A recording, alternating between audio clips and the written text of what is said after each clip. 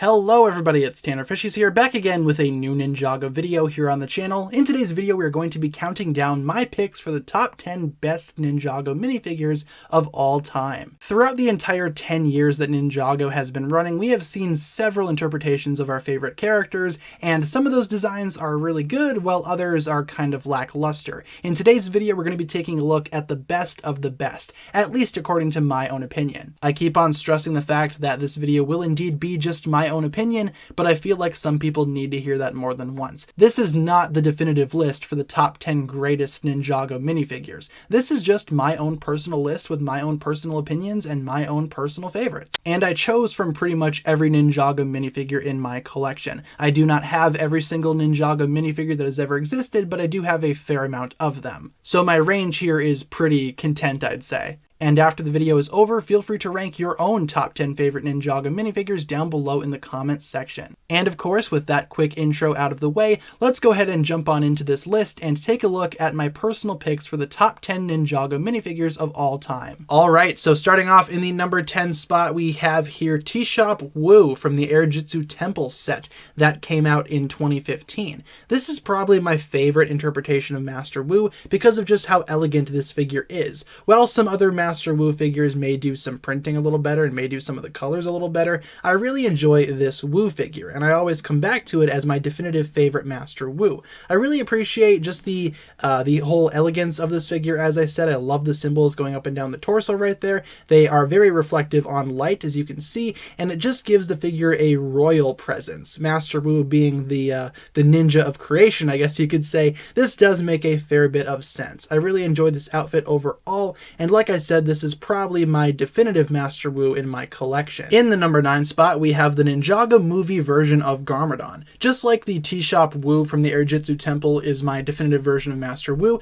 this is probably my definitive version of Garmadon. Of course, being his Garmadon form from the Ninjago movie, he has this really long and excellent cape, which is not the best material. I would have preferred something a little softer. This is more paper than anything, but I still really enjoy this figure overall. I love how just evil he looks. I love that maniacal grin, and overall, as a villain for the Ninjago movie, this is a pretty solid Garmadon design. Another gripe that I have with the figure is that I wish he used purple instead of dark blue, but still, this figure doesn't bother me too much. This came in a very, very large amount of sets when the Ninjago movie was coming out, so this figure is fairly common, but this is still one of my favorite interpretations of Garmadon, and my favorite in my collection. In the number 8 spot on the list, we have here Nrgnia from the more recent Ninjago Seabound line of sets. This figure is excellent for a lot of reasons. For one, this represents Nia's sacrificial form during the events of Ninjago Seabound, and I think it looks fantastic. The very reflective printing all around the figure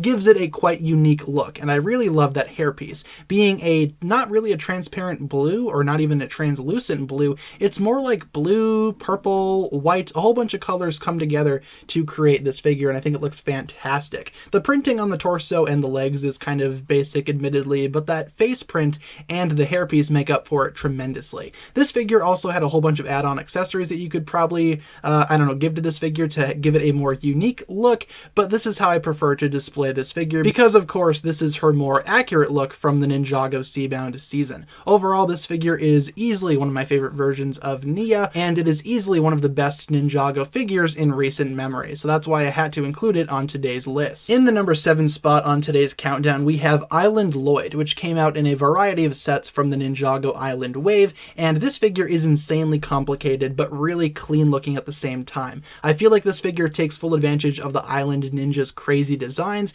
and this one is easily the most iconic to me out of that entire bunch. Maybe it's because Lloyd was the mascot ninja for that season, or whatever you want to call the island, but still this figure is very impressive. It has very nice armor, very nice printing as mentioned, and that face print is also really nice with the war paint look going on for Lloyd, and I really appreciate the hairpiece and headband combination. That's always nice to see. Overall, this version of Lloyd is probably one of the most savage versions of the character, but I still think it looks insanely good. Kind of messy, but at the same time very organized and very iconic to say the least. In the number 6 spot, this one may be a controversial choice, but I decided to put the Ninjago movie version of Cole in today's list. I really enjoyed this figure for several reasons. For one, I love how clean the figure is. While it may be a little simple. I think that aspect of this figure definitely works for this version of Cole. I love the arm printing, the back printing is really clean and reflective, and just overall I do appreciate how just perfect this figure looks. This is probably my favorite design out of any ninja for the Ninjago movie, and I also really enjoy the headband piece with that earth symbol printed on there.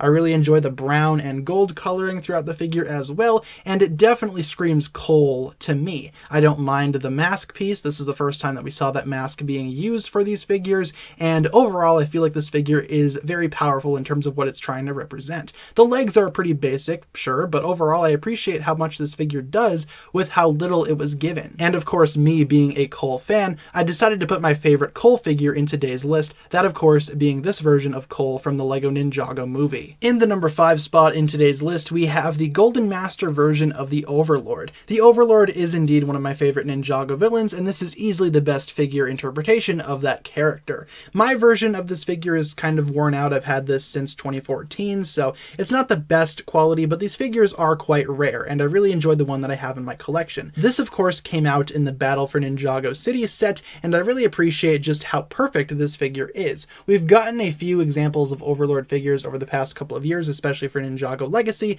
but this one is still my favorite. I love the helmet, I love the golden shoulder pads, and I love that printing. It's super cool looking, with all of the purple spirals and the golden crown pieces, or whatever you want to call those, the golden horns. I think this figure looks really, really cool. I also really enjoy that face print. I find this to be the most intimidating version of the Overlord, and of course, because the Overlord is one of my favorite Ninjago bad guys, I had to put this character in today's list somewhere, and I decided to put him in the number 5 spot. In the number 4 spot, we have Possessed Lloyd from the Ninjago Season 5 line of sets. This guy showed up in a couple of Ninjago sets, most notably the Moro Dragon, and I really enjoyed just how perfect this minifigure looks. My figure is kind of dusty, so I apologize for that, but the colors on this figure is what impresses me most of all. The dark green combined with the normal green and the black gives this figure a very unique look. It definitely feels like an evil version of the Green Ninja, which is what the figure was going for, of course. I also like that hood piece that has not been used again, which is kind of a shame because that's a really excellent piece and maybe they should use that for more stuff.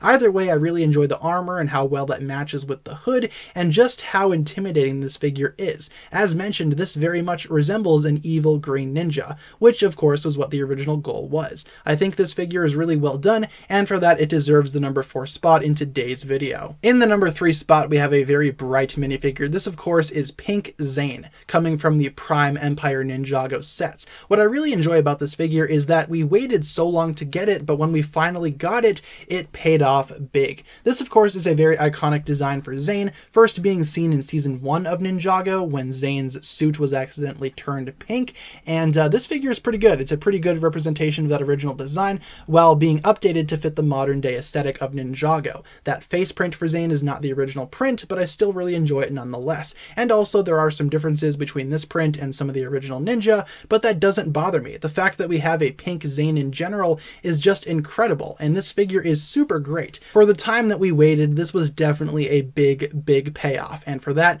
Pink Zayn deserves a spot on this list, so I decided to give it the number 3 spot. Coming in the number 2 spot in today's countdown, we have Future Jay, which of course comes from his infamous possession reflection scene during Season 5 of Ninjago. I really appreciate how perfect this figure is printed. The printing is insanely good on this guy. I love how reflective the silver is, I love the choices in blue, and I really enjoy the white going through the entire figure. Once again, like some Master Wu figures, this figure feels important. It feels royal in a way, and I also really enjoy that face print. Giving Jay the eye patch was a perfect idea, and I love how this interpretation of Jay is a little bit older. I feel like this figure had a lot of choices put into it, and I feel like all of those choices were extremely well made and the perfect choices for this figure. I love all the symbols going up and down this figure. I think this figure is really perfect. In fact, there's really nothing to complain about here regarding this figure, except for the fact that we hardly have any other variants of the Future Ninja aside from this one. I hope we get more in the future because this figure is perfect,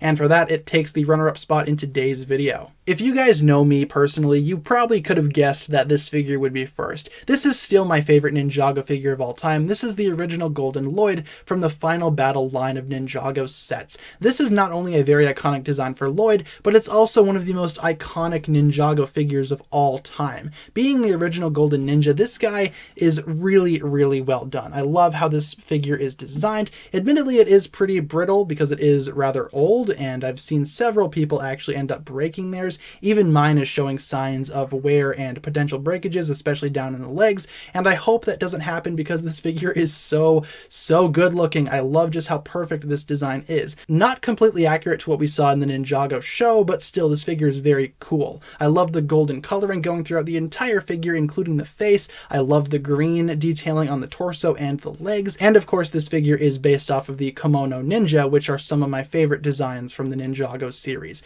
Overall, this version of Golden Lloyd is easily the best Golden Ninja figure, and none of the Legacy figures even come close to topping this guy. Those Golden Legacy figures are very cool, but this guy still remains supreme, and as such, I had to put him in the #1 spot in today's countdown, as being my favorite Ninjago minifigure of all time. So with that being said, you guys, thank you so much for watching. That has been my personal list of the top 10 greatest Ninjago minifigures ever, and now it's time for you guys to list your top 10 favorites down below in the comments section. And also, what do you think of my list? Do I have good taste? Why or why not? And what did you personally think of my picks? Feel free to leave all your thoughts down below in the comments, and once again, feel free to rank your own top 10 favorite Ninjago minifigures down below as well. Thank you so much for watching. If you enjoyed today's video, feel free to like, comment, subscribe, do all that fun stuff, and check out the links down below in the description from other forms of social media. As always, big shout out goes out to my Patreon supporters, including once again the marvelous Jan. Thank you guys so much for checking out today's video once again. My name is TannerFishies, and with that, I bid you farewell.